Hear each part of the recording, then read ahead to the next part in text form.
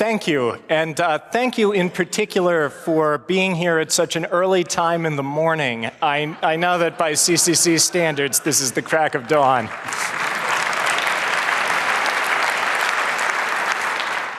So I'm Alex Halderman. I'm a professor of computer science at the University of Michigan in the US. And the work I'm going to be telling you about today is primarily collaborative work with others. I have to thank, in particular, my students, Drew Springle, Travis Finkenauer, Zakir Darumarich, and our collaborators, Jason Kitkat, Hari Hursty, and Maggie McAlpine. This work would not be possible without them. In fact, 3 of my students who have worked on e-voting research with me are here today. Eric Wistra, Zakir Darumarich, and Drew Springle. If you guys could please stand up. All right, applause for the students. They really do the work.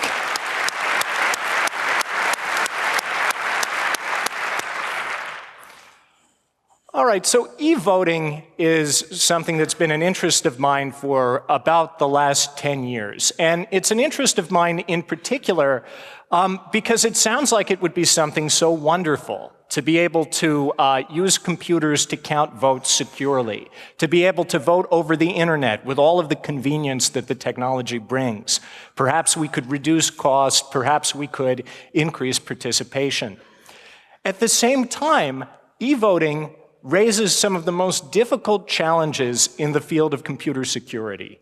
And so I see it as a motivating example and motivating problem for advances of all kinds in cryptography, in systems construction, in usability. E-voting is a really hard security problem because of its unusual requirements. We need 2 things in a secure e-voting system above all else. One of them is integrity. And by integrity, I mean that the outcome of the election matches the voter's intent. This is a relatively weak definition of integrity. Let's just at least say that the right guy wins. This means, of course, that votes have to be cast as voters intended, and that the election result has to be counted as the votes are cast. But the second requirement, and the reason that this is more complicated than other problems that we more routinely solve, things like banking online and making purchases in electronic commerce, is we also have this requirement for ballot secrecy. Right? The secret ballot, which is one of the most important technological advances in the history of election technology, the secret ballot, the thing that protects you from being coerced into voting a certain way and protects us from you selling your ballot. The secret ballot says that no one can figure out how you voted, even if you try to prove to them how you voted. This is what we want to prevent people from being coerced and prevent them from selling ballots. And the reason that e-voting is a difficult problem is largely that these 2 properties, integrity and ballot secrecy, are in tension.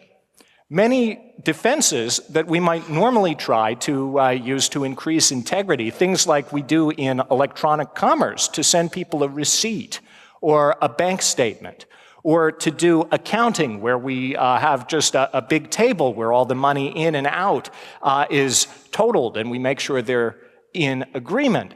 These things are very, very difficult or impossible to implement if we want to maintain a secret ballot in a strong form at the same time as we're trying to preserve integrity. So we need very different mechanisms to achieve an e-voting system that provides these critical properties.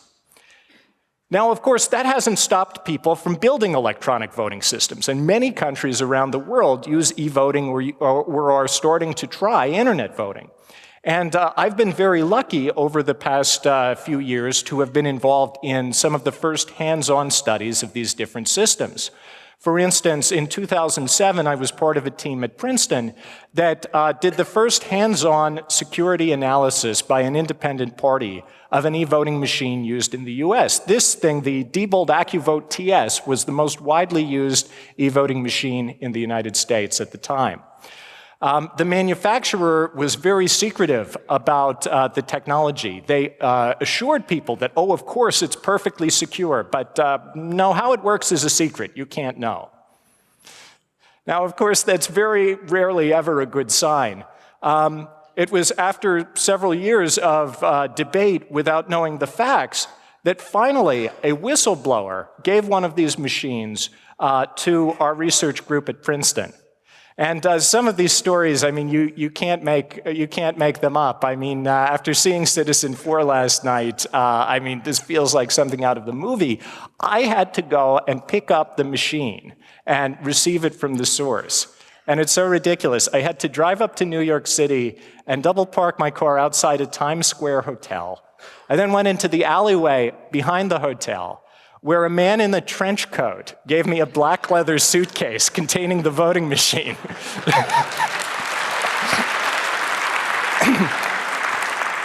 Anyway, we spent a summer working in secret to reverse engineer it, and I don't know what the big secret is. It's basically a PC inside a fancy case with a touchscreen, a removable memory card to load the ballot design and unload the votes. Anyway, we figured out some interesting things about its security.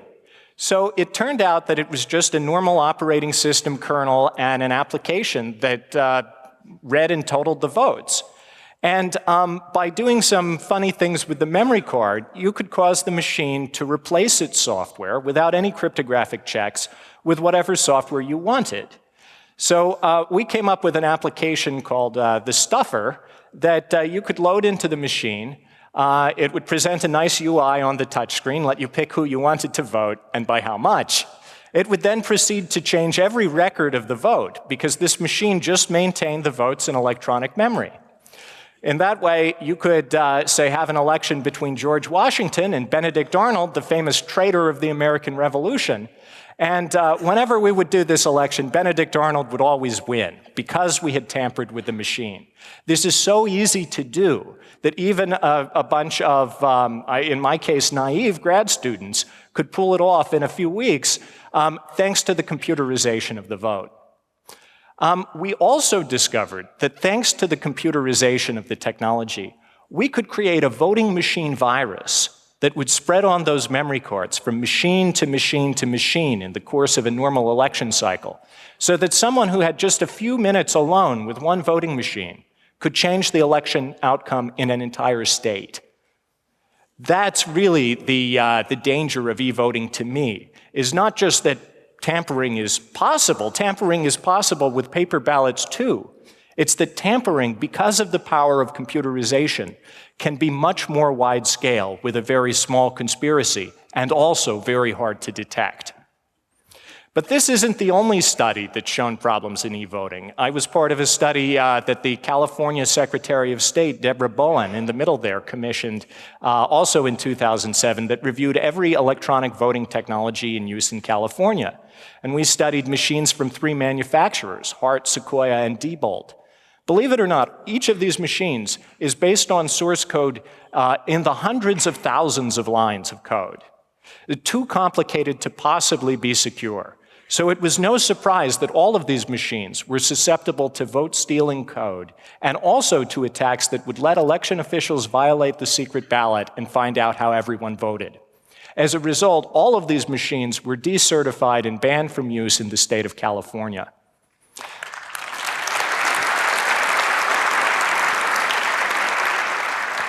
But it's not just a US problem. In Europe, too, people have been experimenting with e-voting. And one of the seminal studies in Europe was conducted by my friend Rob Honkrijp, who's sitting here in the front row. Round of applause for Rob. So Rob and his collaborators studied the NADAP ES3B machines that were introduced in the Netherlands. And they discovered that by just easily changing an EEPROM chip that they could do in, I think they demonstrated in less than a minute, they could cause the machine to steal votes, to be dishonest, even to play chess. Inspired by Rob, I and colleague Ari Feldman took a machine that's still in use in many parts of the US, and a few years later converted it into a pretty good Pac-Man machine.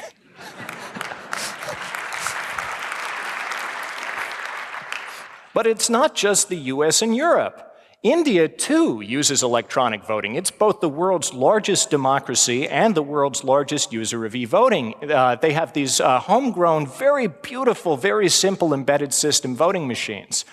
It's too long a story to tell the whole thing today, but about 4 years ago now, an anonymous source, a whistleblower, gave one of these secret government-made machines to this man in the center, Hari Prasad, to study. And he called me and Rob, and we went to India and investigated it.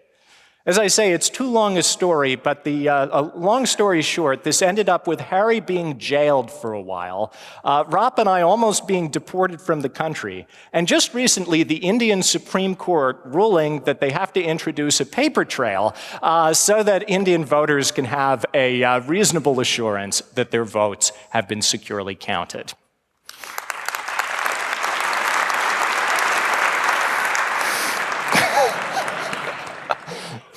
But internet voting.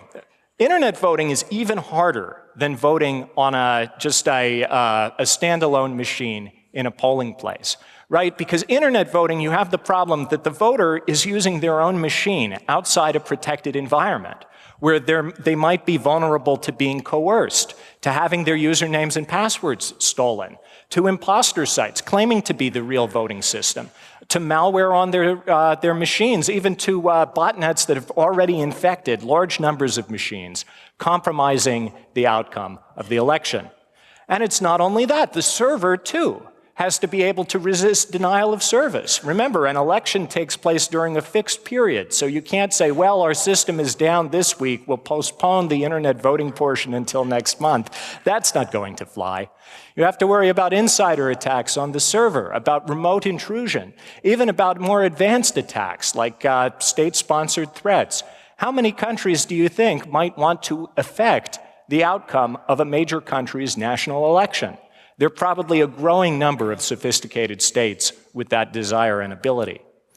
But at the same time, internet voting systems are more difficult to study. You can't just rely on someone to, bring you a machine in the middle of the night when the going gets tough. You also can't hack into the server during the election. You can't ethically do that. Because, as a researcher, as someone who's trying to improve the state of democratic technology, I can't possibly justify anything that might risk interfering with the conduct or the outcome of the election myself. And so we've had to look for other opportunities to study these things in other ways. And one of the best examples that I've been able to find so far has been an incident in 2010 where Washington, D.C., decided to introduce an internet voting system. They got a big government grant to build this thing. And it was for use by military and overseas voters sending in absentee ballots. Now, they did a lot of things right. They did it as an open source system, hired some really experienced web developers. They even called in security researchers and asked us, well, how should we build our new internet voting system? And the researchers all said, no, internet voting, it's too dangerous, we don't know, don't do it. But DC did it anyway. But as maybe a compromise, or maybe to tell us to, put our money where our mouths were, they decided to hold a public trial and say that the week before the election, we're going to hold a mock election, and anyone in the world who wants to try to hack in and show us how vulnerable this is can do so. Well, it's not every day that you're invited to hack into government computers without going to jail, and so I got together a team of my students, and we decided to take them up on that. So here's what their system looked like. You'd log in, nice pretty web interface, download a ballot, fill it out in a PDF reader, upload it again, and that's it. Thank you for voting. Tell your friends on Facebook and Twitter. Nice and shiny. This is...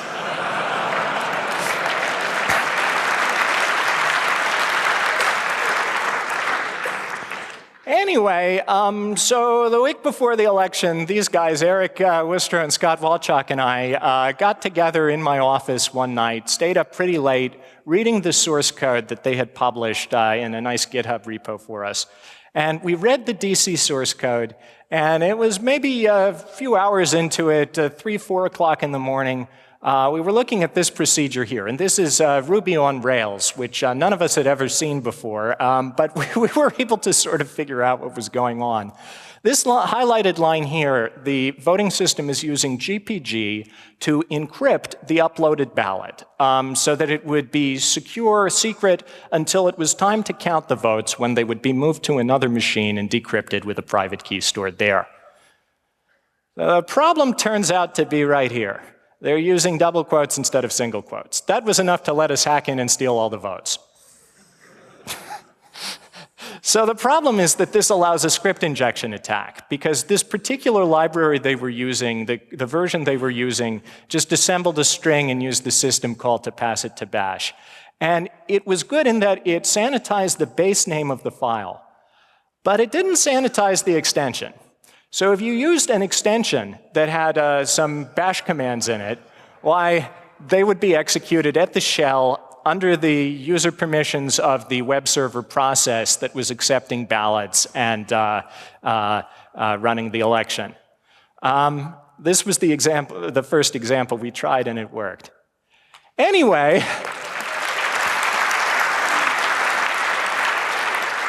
we also found on the same network some other interesting devices, including a series of webcams that didn't have any usernames and passwords that were in the data center. So here are the machines that were running the election. Here are the workers. Here's the security guard. He doesn't know that we're hacking into the server. But this was actually very useful, because we could tell by monitoring these guys whether they were suspicious that anything was amiss. And in fact, we saw a marked change in their behavior, their posture, after eventually they found out that we had gained control of the system. They were not too happy.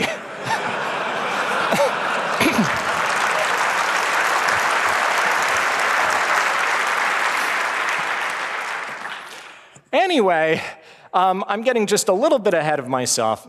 Finally, it was time in DC to attack the system. So we waited until 5 o'clock, when I knew from the surveillance videos that the sysadmins typically went home for the night. At that point, we started using this shell injection vulnerability to execute remote commands. In fact, we built a kind of simulated shell that would do the right thing to compile something into a ballot, upload the ballot, execute the command, leak it back out via putting something in a public path on the web server, and basically make it look like we had a command line. Anyway, from there, we proceeded to attack the system, playing the role of a real attacker. So you're a real attacker. You've hacked into the voting system. What is the first thing you do? Is it steal all the votes? Well, no. In fact, the first thing you do is steal everything else you can get your hands on that might let you get back into the system. You establish persistence. The second thing we did was steal all the votes. And we replaced them with our own ballot, where each candidate was a write-in candidate, an evil robot or AI from sci-fi or the movies. Who would the computers vote for if they were in charge? At that point, we rigged the system to replace any new votes with votes of our choosing. We added a backdoor that would reveal the secret ballots of anyone else who voted. And we cleared the logs to try to hide all the traces. Now, we just had one more dilemma, which is that we had gained complete control of the system, but the real election was then about a week away. And we wanted to let DC know what happened, but we didn't want to just call them on the phone, because we thought it would be really, really interesting to test how well election officials could detect and respond to an attack during a simulated election. And there's never been a good example, a good study of how this would play out. So instead of just calling them up, we decided to leave a, we thought, not so subtle calling card. So what we did was we changed the source code to that thank you page at the end, the thing that says, tell your friends you voted on Facebook and Twitter. And we added a few lines right here. This would, after a few second delay, cause the voter's computer to start playing the University of Michigan's football fight song, Hail to the Victors.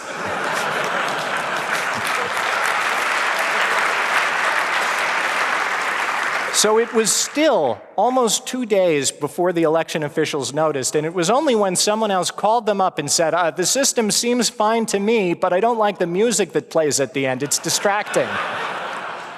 So at that point, I think they looked around, realized they were all fans of a rival football team, and had a terrible sinking feeling. Anyway, DC ended up doing a smart thing. They did not use the internet voting system to receive votes. Instead, to help absentee voters cast votes in a timely way, they let you download a blank ballot, print it out, and send it back in the mail. So by doing that, they eliminated most of the risk and met the voters who needed to get their ballots back in time halfway. All right, so this is the best study we've had so far. And it brings us to the topic, the main topic of today's talk, internet voting in Estonia. So Estonia is a really, really interesting case, and I've been following for years what has been happening with Estonia's internet voting system, because Estonia, more than any other country in the world, has deployed and utilized internet voting.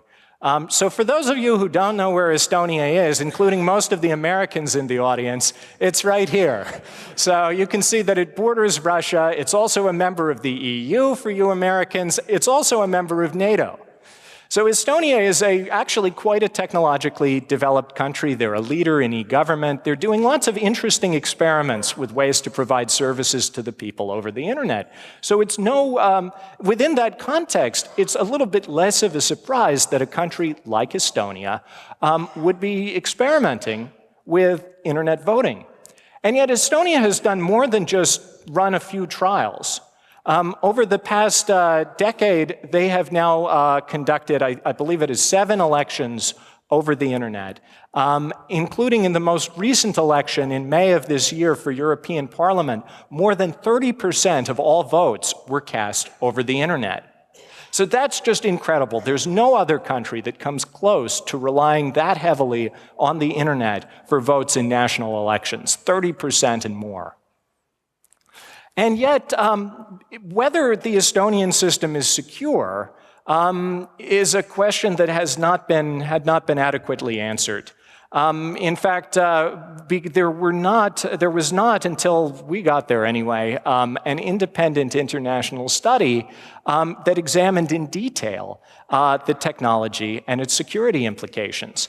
And because of this, many other countries, including my own, had people looking around, wow, Estonia, look at that, they're voting online. Why can't we do that? Wouldn't that be great if we could vote over the internet? So I wanted to know, and my students wanted to know, and many of my friends, has Estonia actually solved the problem of voting online securely? Have they defined their system in a way that it would answer the kinds of realistic threats that major countries face in conducting elections? And what can my country, what can all of our other countries learn from Estonia's example? So I was looking for many, many years for an opportunity to go to Estonia, to meet the people there, to study the system, and to try to answer these questions in the context of e-voting research.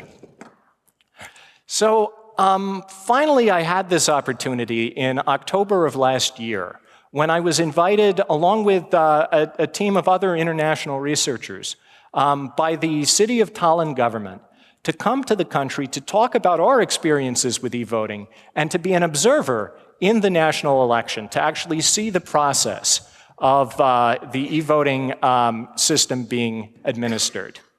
So we were official credentialed election observers.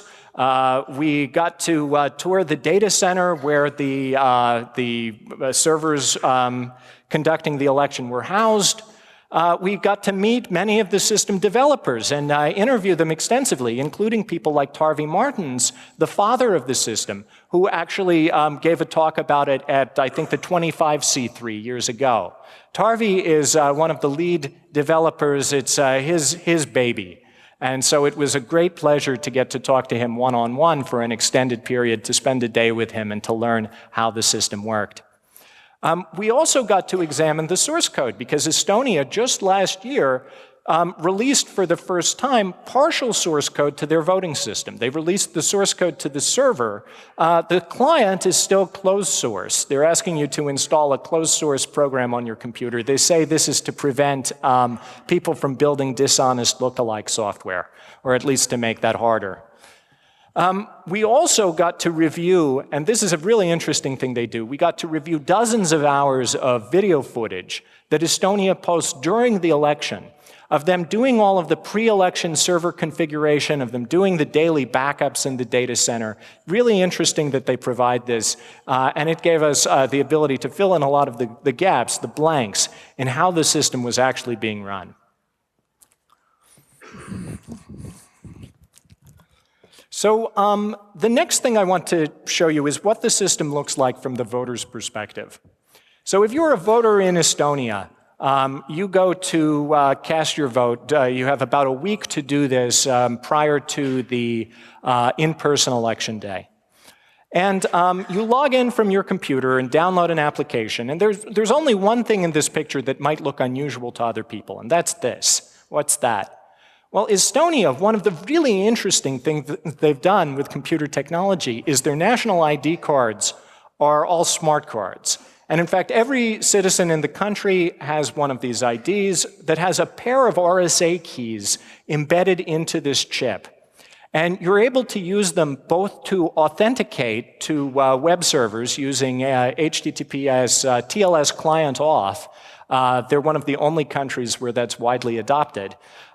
Or to sign documents, and they have a legally binding, accepted by the government, e-document format that accepts signatures from these cards. So many countries have attempted to do things like this, but Estonia is unique in that this is actually widely used. Many, many people, a large fraction of Estonians, use these cards to bank online. They use these to file their tax returns. They use them for accessing healthcare services online. It's actually widely used. And I think it's fantastic that they've been able to roll out a national PKI and see it adopted. So it's no surprise, really, that they based the whole design on the voting system on the capabilities and functions that these cards provide. So as an Estonian going to vote online, the first thing you do is go to an official website and download a client application. And this is available for Windows, Mac, and Linux. Then you install the client on your computer, and you proceed to interact with it using your smart card, your national ID, to cast your vote. So here's how it works. So the first thing that you do is you run the application, and it asks you for a 4-digit PIN.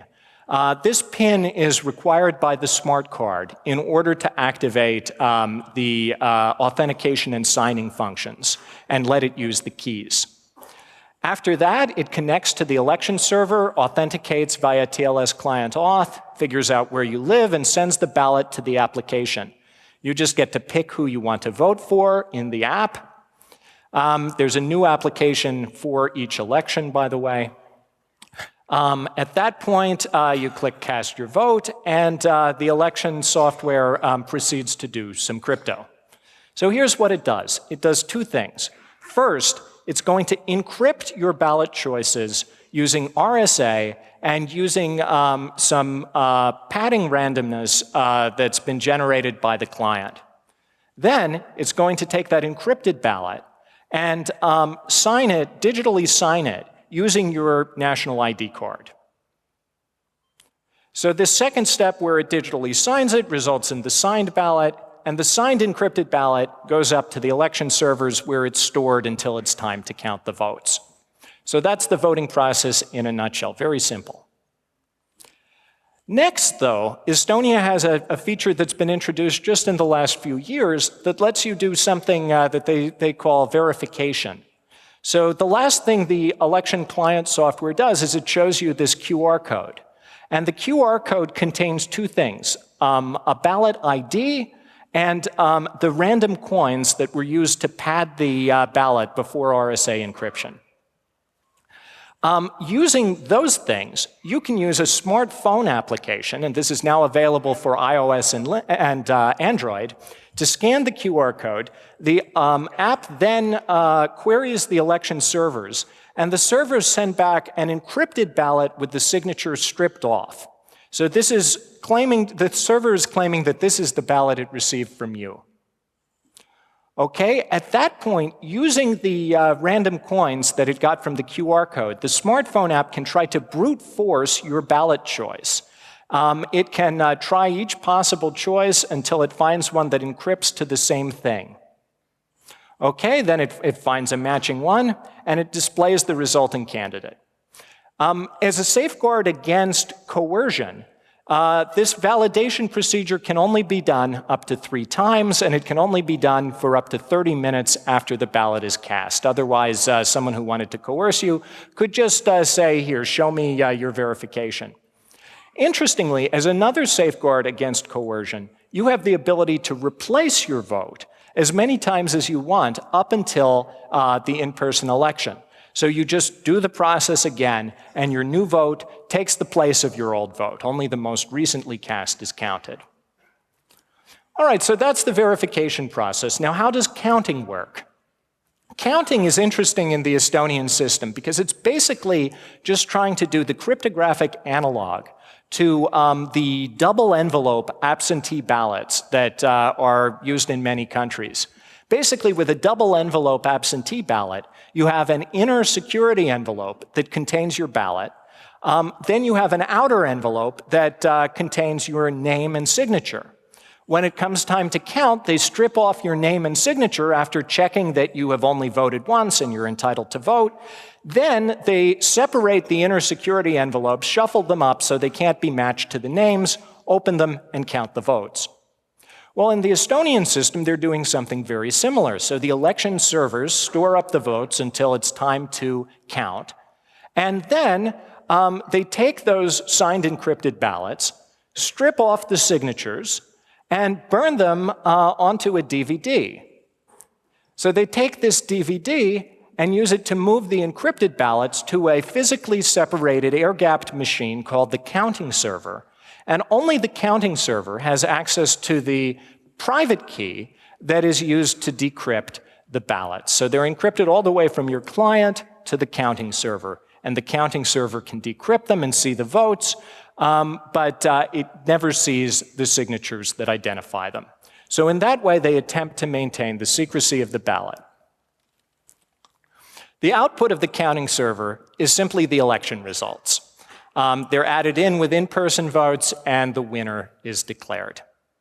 So that's the Estonian process, and it was really interesting to figure out quite how it worked. There are no published descriptions in English that cover the entire thing prior to our study. We had to actually ask people and review the source code and all of that in order to get a good idea of what was really happening. The next question, though, after you understand how the system works, is what threats does it face? And really, we've reviewed already some of the problems with internet voting, you know, insider attacks by dishonest election officials, people coercing the voters, malware on the client. But who else would want to attack such a system? Well, Estonia brings some particular examples to mind. Because first of all, Estonia very notably was hit in 2007 by some of the earliest examples of what many observers considered to be state-on-state cyber warfare, when they suffered large-scale denial-of-service attacks against national infrastructure from groups associated with Moscow. Secondly, just this past summer, Ukraine had its post-revolution election. And during that election, there were widespread attacks against the election infrastructure itself. Now, that election wasn't conducted online, but the tabulation process, the process of bringing together all of the results from across the country, relied on networked computers to receive votes and publish the totals online. That process was reportedly attacked by groups thought to be linked to Russia as well, who attempted to discredit the election, and I read, even attempted to cause it to release the wrong results. So all of this became public this last summer. I mean, this leads me to believe that the right threat model for an internet voting system has to include sophisticated state-level attackers who might want to influence the national result. And for a country like Estonia, you know, an EU and NATO member that borders Russia, There are probably many sophisticated state-level attackers who might want to say in its future alignments. All right, so with that threat model in mind, let's evaluate the design of Estonia's system. And there are two components of the Estonian design that, just by reviewing the design you can tell, are implicitly trusted components. And you know, in security, when we say something is trusted, we mean basically that if it's hacked into, we're shit out of luck. So that's what we mean by trusted. These two components are the voter's client and the counting server. And let me tell you why both of these are potential vulnerability points or serious vulnerability points in the Estonian design. Well, let's start with the client. So the voter's client in Estonia potentially could be compromised by client-side malware. So here's a simple design for malware and something we actually implemented in the lab. To implement these attacks, by the way, we've reproduced the complete Estonian system in our laboratory using their server-side source code, their documented procedures, and by reverse engineering the client to change it to talk to our servers and use our keys instead of the official ones. So we set up a complete mock election in the lab, and we have VM images on our website if anyone wants to try playing with it in their lab. Anyway, so imagine you have a voter's client and you're able to get some malware onto it. That malware could just basically tap into the election client process and steal the voter's PIN as it's typed in during the real election. Then later, the next time the voter puts in their national ID card, say to bank online, that malware can just invisibly in the background use that stolen PIN to cast a replacement vote. The voter never finds out, the vote is changed, and the attacker is able to steal one vote by that procedure. Now, there are two big questions here: how to infect clients and how to defeat that verification app. So how to infect clients? Well, we have to leave this a little bit to the imagination because we didn't have a pre-existing botnet infecting thousands of computers in Estonia to play with. But other people do. And so that's one way you could easily imagine changing thousands of votes. Another way would be by, if you were, say, the NSA, you have your stockpile of O-days, you just attack some popular website or application used in Estonia, and thereby infect people's clients with the malware. A third way might be to smuggle in malicious code with the official voting application, which is something we know that everyone who's voting online in Estonia is installing just prior to the election. Anyway, there are various ways you might infect the clients. Then how to defeat the verification app? Well, this turns out not to be all that complicated because thanks to their anti-coercion schemes, remember this tension between integrity and ballot secrecy, thanks to their anti-coercion schemes, the verification app can only be used for 30 minutes after the election is over, so after the vote is cast. So all we need to do is wait.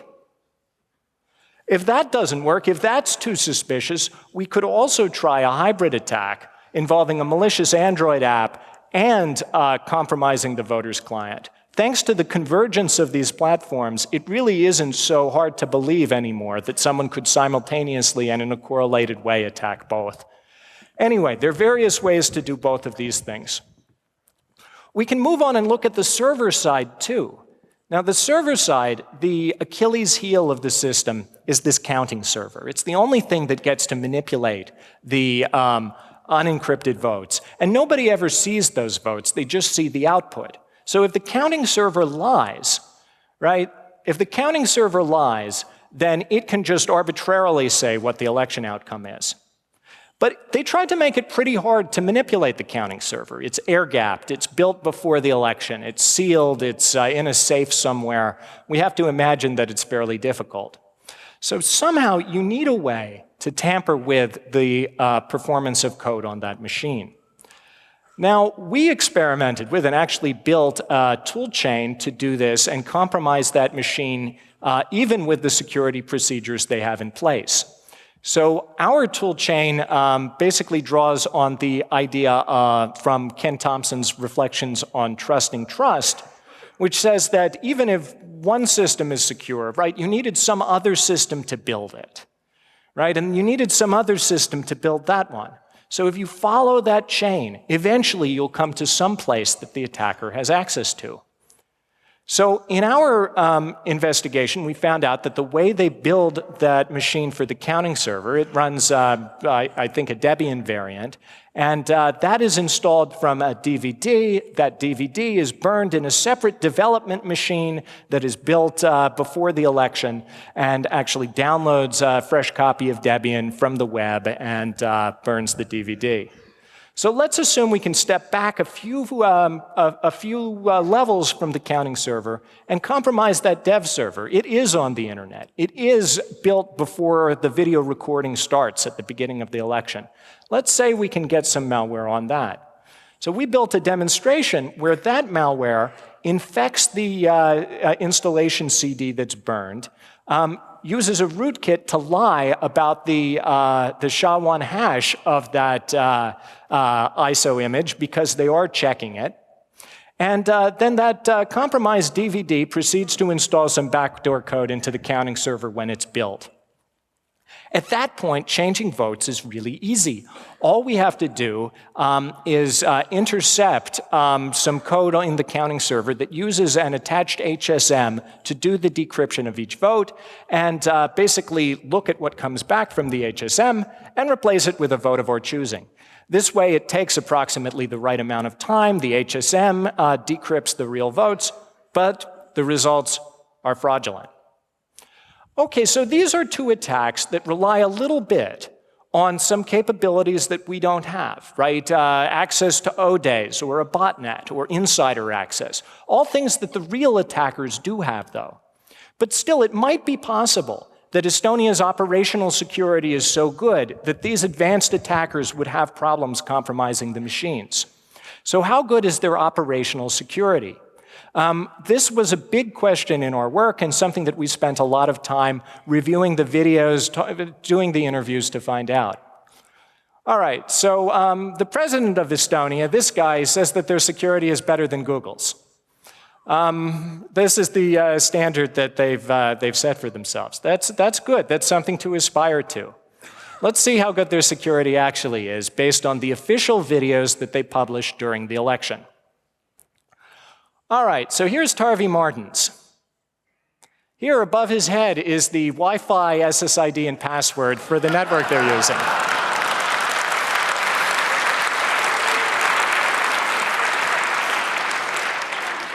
All right, here they are building some of the software and the servers and the configuration for the real machines.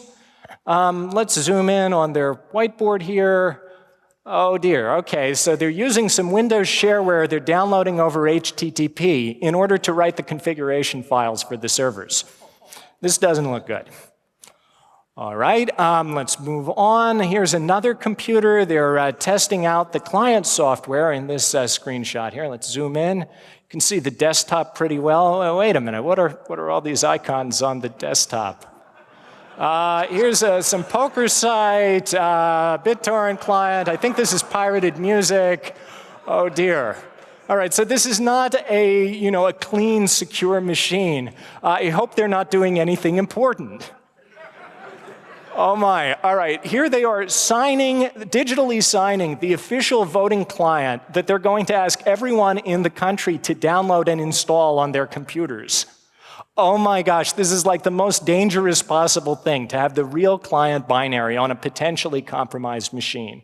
So if someone compromises this machine, they can get their malware into the official voting client and distribute it to every Estonian voter. All right, what else? Oh, later in that same machine, there's Tarvi's name. I think this is Tarvi Martin's personal laptop. Oh. All right, here they are setting up one of the servers. They're logging in as root. You can see the keystrokes. Here's someone entering their PIN for their national ID card. Here in the data center, this is really useful. This big key here, the big key there is the one that opens the data center door. Anyone have a 3D printer? All right, so this doesn't seem to be the level of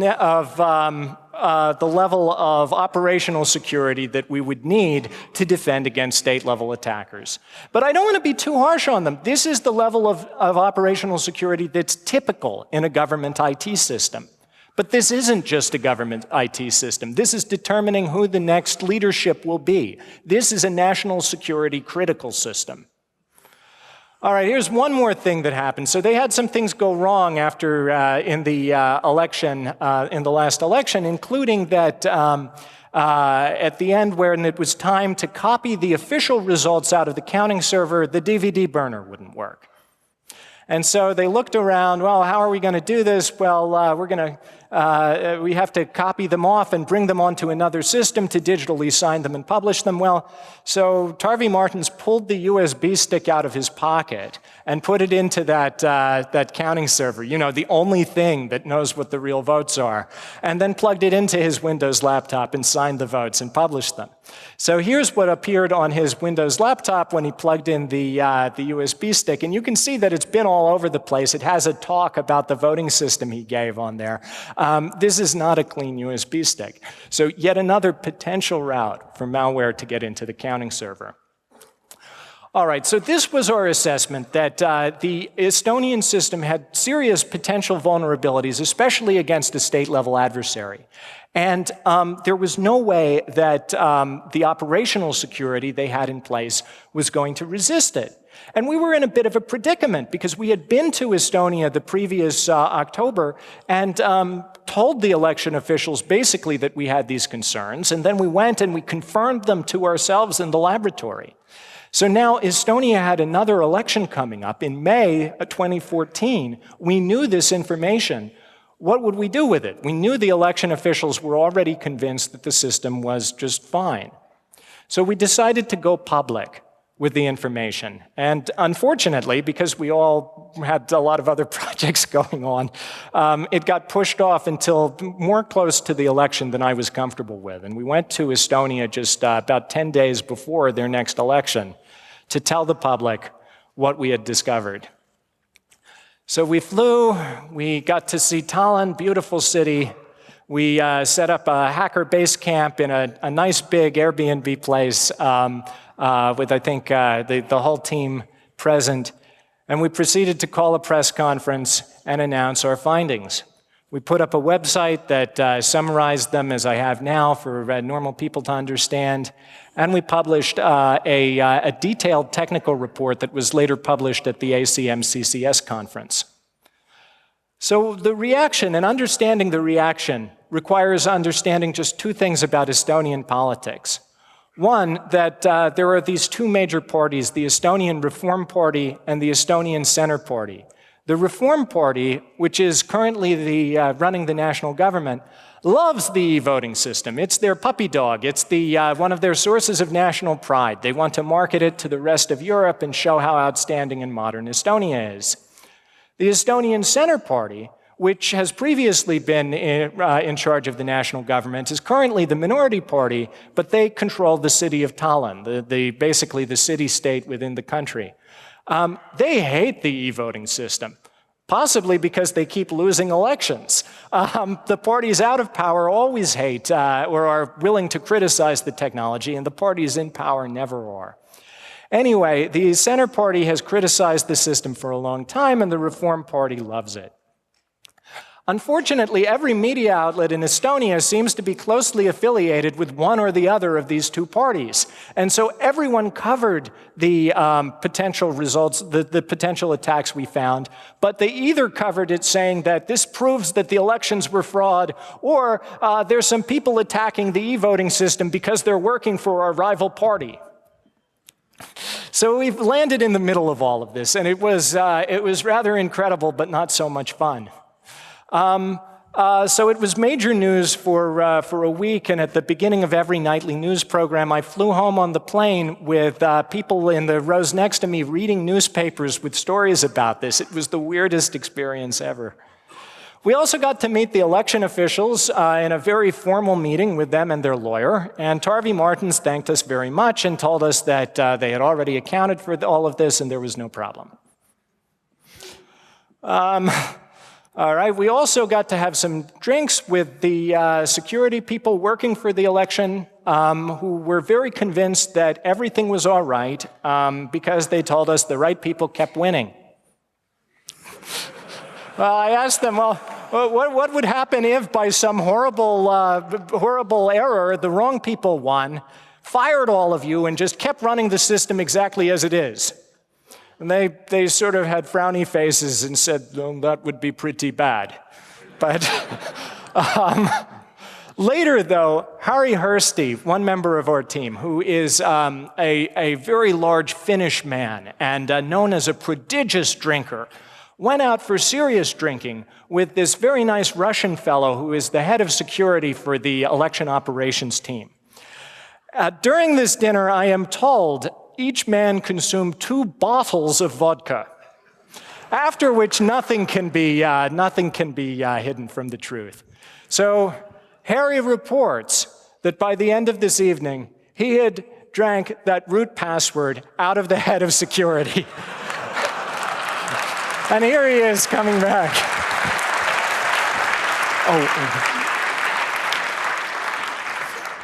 All right, so one last thing to wrap up. So the Prime Minister of Estonia went on TV and said he had Facebooked us, and we were working for his opponents to discredit the system, because apparently Jason Kitcat was friends with someone in the mayor's office.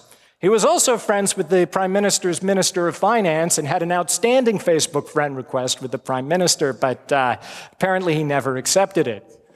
Finally, we had some very interesting, I've never been attacked on TV by the Prime Minister of a NATO country before, especially for whom my friends were. Finally, we had some interesting official responses online from the Estonian election authorities. They say that the verification app detects all bad behavior. Yes, all right, we've talked about the verification app. They also say, why steal votes when you can steal money, if you could do all of this? Well, all right, I don't really buy that either. But the most surprising thing was Estonia's CERT came out with a blog post. You can find this online in English also. The title of the post is, "E-voting is too secure." Oh dear. Nice people who care about computer hygiene have no viruses, they say. In practice, computer risks have been eliminated in the e-voting system. My team is there not because of technical savvy, but their politically suitable but technically incompetent message. Oh dear. Well, I don't think we're going to have much luck convincing Estonia to change their voting system. However, we can take away some lessons for other countries. The i-voting system is in fact not secure against the kind of national threats, state-level actors that could potentially be targeting modern countries conducting national-level e-voting. It's a national security issue, not an IT problem. And so if you're even thinking of implementing such a system, you need to be pursuing a totally different threat model and level of defense. Politics, unfortunately, as we saw, can obscure major technical problems. And in your country, if your country is considering adopting such a system, please be wary of that. Our recommendation is Estonia should discontinue their internet voting system until their fundamental security advances. But I hope, I don't have much hope for them. But just to conclude, here's what I see as the fundamental problem with internet voting. That we want voting systems where you or I or our friends or Tarvi Martins or Vladimir Putin or the NSA can't just hack in and change the election outcome. It's as simple as that. We want democracy.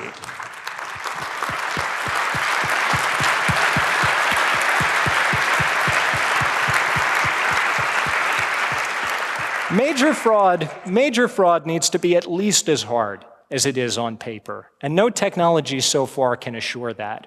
For this reason, my take, even though I know about all of the promising research along these lines, is that it's still going to be decades, if ever, until internet voting can be secure enough for use in major national elections, and not without fundamental advances in computer security. Thank you very much.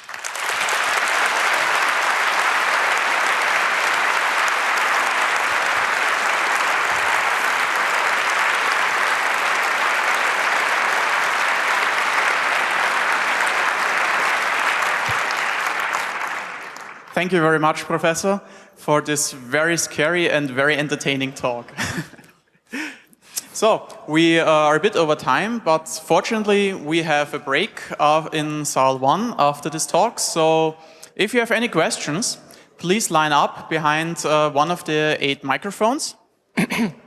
Yeah, number 4, please. Thanks for the talk. You explored how you can attack the counting server, but have you looked into whether you can do this other whether you can attack this other server?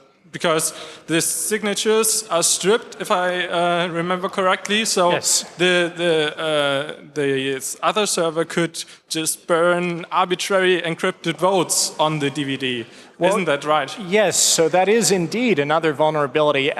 We concentrated just on the counting server because that was maybe the what we considered to be the most interesting version of this attack. But there are other places you could potentially be attempting that too. I think that would have a little bit more forensic evidence. We do also know, though, that in terms of the front-end servers, we know that the servers used in 2013 were vulnerable to Heartbleed, of course only discovered months later. I suspect they were vulnerable to shell shock as well. It's really a problem if you're implementing a system like this, no matter how careful you are. Question from number 3, please. Yes.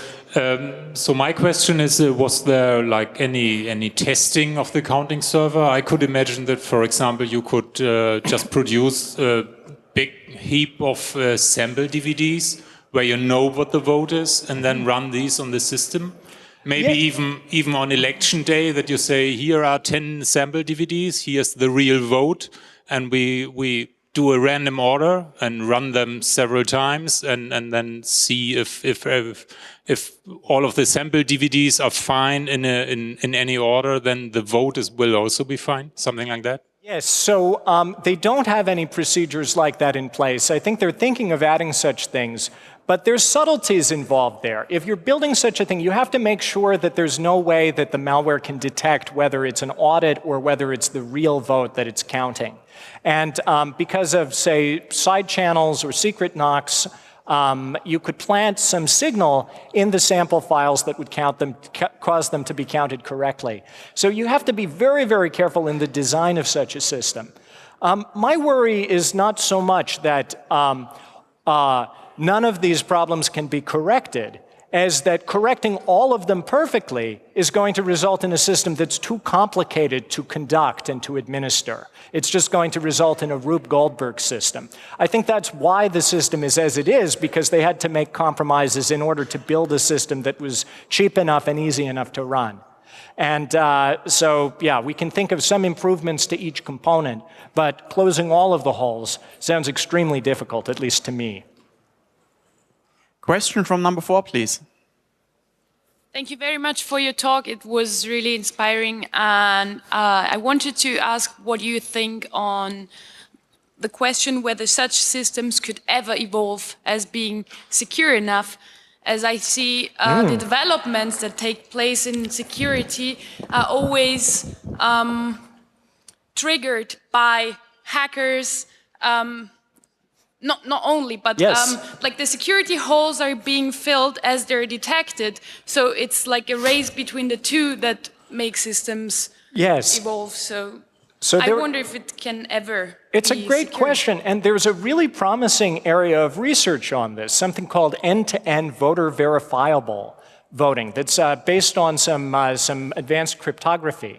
The idea here is basically you want a system that ensures your vote is cast as you intended, that it's counted as cast, that all votes are counted as cast, and that every voter can confirm these. One way you could get this is just by publishing everyone's name and how they voted in a newspaper, right? But of course we don't want that. It's not a secret ballot. But by using some more advanced versions of cryptography, we can get that too. Believe it or not, it's really counterintuitive that you can have all these properties. So there are such systems in the works, and if you're interested in trying to hack on these things and make them better, looking at these systems is a great place to start. but they're not ready for prime time. There are lots of questions about usability, about the security of the protocols, about the complexity of the implementation, about whether they could be run properly at a national scale. So there's hope. There's hope coming from research, but I still think that it's at least a decade away, and that's if things go well, before it's ready for prime time. It's a great question, though. May I ask another short question? How would you think that end users are going to be able to trust in such systems as they're not developers, as we are here? Well, that's they really... have no means of verifying that there is no fraud happening. That's really an open question. I mean, just thinking from the American context, I don't know how voters are going to react when their favorite radio pundit goes on the air and says the the election is a fraud, and some nerdy cryptographer goes on and says, well, no, I can prove it because this property of this, this mixnet shows that this and that. I don't think we know how to solve that problem yet. And getting confidence and rational confidence is one of the big challenges in any election technology. Thank you very much. Thank you. Number one has a question. So if these smart cards will sign TLS transcripts and documents on demand, are they really confident that no TLS handshake or document can ever pass as an encrypted ballot? There are separate keys for authentication and signing, hopefully they have thought about that attack, but that's an interesting question, Adam. That's not something we looked at. In fact, we said that the security of this PKI was actually outside the scope of our study. But Tarvi Martins is also the father of the national PKI, so you could talk to him about the security of the implementation and operations there. It seems he may not be entirely open to the question, but thanks. Number 5 has a question. Well, it's also like similar, like even if there were significant advances in cryptography and how would a citizen be confident in the system if the person is not a cryptographer and can't prove it? And the other thing is, like, when you're a kid, you're told we have democracy, but when you grow up, you realize that there are lots of like skewed results. So some votes count more than others and so forth. So you have to be a political scientist to understand like how the votes are counted, and you have to be a cryptographer to understand that the count is accurate. Like, does any one person like have all that knowledge? And I know. These are very difficult questions, and I don't know the answers. I can say that my belief, what I personally think should be the case, is that voters should be able to trust the election outcome without having to trust the election officials or any specialized cast of people, including the nerds or the cryptographers or the political scientists. It should be possible, it ought to be possible, for someone to, go with their friends, with their group, with their club, with their party, and observe the election process and establish rational confidence. It should be designed like that. I know that that's a problem. And in fact, there are many ways we can try to use technology to give people ways to increase confidence, including means of electronically auditing elections on paper ballots that there's been a significant amount of research on. That let you, without advanced crypto, with just some basic statistics, get additional confidence that the election outcome was right. So there are things we can do with technology, but I don't have all the answers. Number 2, please. Hi. I'd like to ask if you are familiar with the workflow that Bitcoin's works. Do you consider decryption and encryption and decryption mechanism like this to work in an electronic election? So some people have talked about building voting schemes based on some variants of the Bitcoin protocol. I think it's an interesting thought. I don't know that we want to trust the outcome of national elections even to the Bitcoin ecosystem, because it could be that, say, the outcome of a US presidential election is worth more than the Bitcoin economy. I don't know if that's true or not yet, but it's something to think about. Anyway, I think the idea of a distributed public ledger as used in Bitcoin is potentially a very interesting idea for future voting schemes. But again, it seems pretty far out there compared to where the state of the art is now. Once more, number 2, please. Yes. Well, you found quite a lot of different problems with their voting system. Could you evaluate what proportion could be easily fixed and what is rather inherent to the system in itself and would need a major re-engineering of the whole thing? Well, the inherent thing about all of these systems is that they rely on the correct and secure operation of some code that's just running in a machine where people can't see the votes. You can't verify the votes with your eyes, with your hands, because they have to be processed in secret by a computer. And that kind of black box property is something that leads directly to the proposition that if that computer is somehow compromised, say through a supply chain attack or malware coming in through one of these reflections on trusting trust style attacks, then it can lead to compromising the election results. And that's a hard thing to fix. That's the thing that the end-to-end voter verifiability crypto eventually will try to fix. The little things, the bugs, the shell injection, yeah, of course, those are easy problems to fix. But in reality, when you're operating an election and there's some big vuln in one of the packages your stuff relies on that was patched last night and you don't have time to retest and re-audit all the code, you're faced with a choice of either shipping something that's been untested or shipping something that has known vulns. So I don't know how in our patch release cycle based security world we can deal with problems like that. I think that's something where, we really need fundamental advances in the way we conduct ourselves with computer security before we can have a good solution to it. So overall you're saying that that there is no hope that there could be such a system, and just pencil and paper still beats it as far as the required properties of the elections are concerned. Pencil and paper has the very nice property that you as a voter can tell how your vote has been recorded and that other people can observe the counting process. Now, we have hundreds of years of experience with fraud with paper ballots. So I'm not saying that there's nothing that technology can do to improve on that. We can do stuff. But that I think that the most promising ways to improve on paper ballots don't start by throwing away the paper. They start with the paper and then add some other technology that's able to track, to record, to help to audit that paper record to make sure that we can be confident in the result. Thank you. So maybe two or three more questions. Number 6, please. Yeah. Do you think it's possible to design a system that guarantees both the integrity of the votes and the votes to be anonymous? Because I think those two completely don't go together. They're certainly in tension.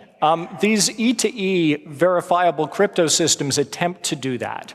But as I say, they have other problems with usability, with implementation that haven't all been solved. That's certainly the goal, but that's what makes it a hard problem. And I think that's what we'd all like to be able to build. It's, we don't know how to do that in large scale in practice yet. We're working on it. But that's not a guarantee that we'll ever be able to comfortably resolve those problems. I just want to quickly plug, shameless plug, for my students' talks and my colleagues' talks about other work we've been doing, by the way, that you might also enjoy hearing how we are using our ZMAP scanning tool we built to study heartbleed, how we bought a TSA naked scanner on eBay and found all these attacks against it, and how we're building, along with EFF and Mozilla, a free certificate authority that's going to be our attempt to see the entire web get encrypted. So shameless plug. Thank you for staying.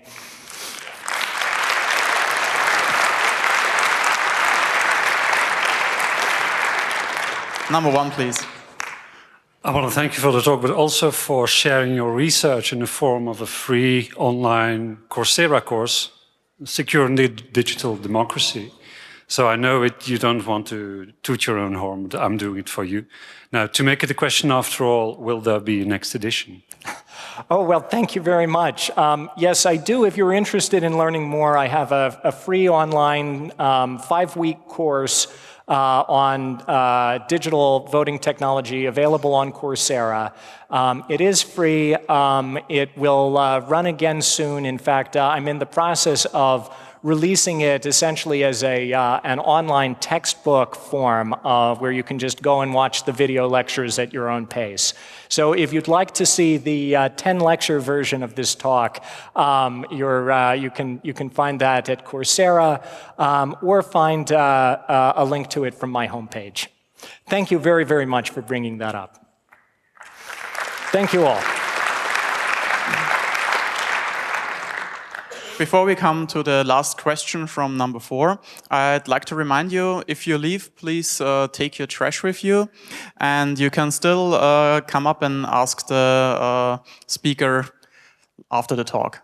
So please, number 4. My understanding of democratic elections is that they have to be free and private.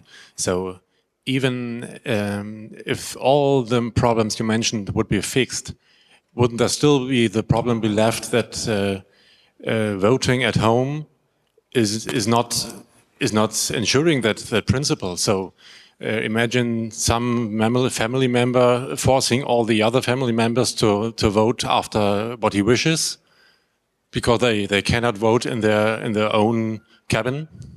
I agree with you completely that it's a very, very hard problem assuring the voter a safe and coercion-free environment when they're voting from remotely over the internet.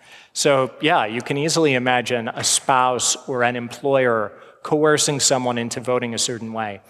And Estonia's approach to that is interesting, this idea that they'll let the person cast a replacement vote.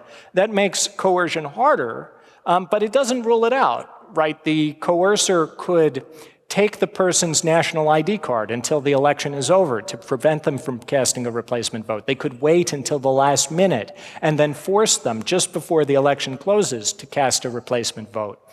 I do believe that this is one of the hard problems, and it's one of the compromises that are made in our democratic principles when we decide that internet voting is the way we want to go. Maybe there are technological approaches that can try to improve upon that, but I'm not very confident that there are. I think that's an open problem where the answer is likely to be that coercion is simply part of what you get in exchange for the potential convenience of voting online. Thank you.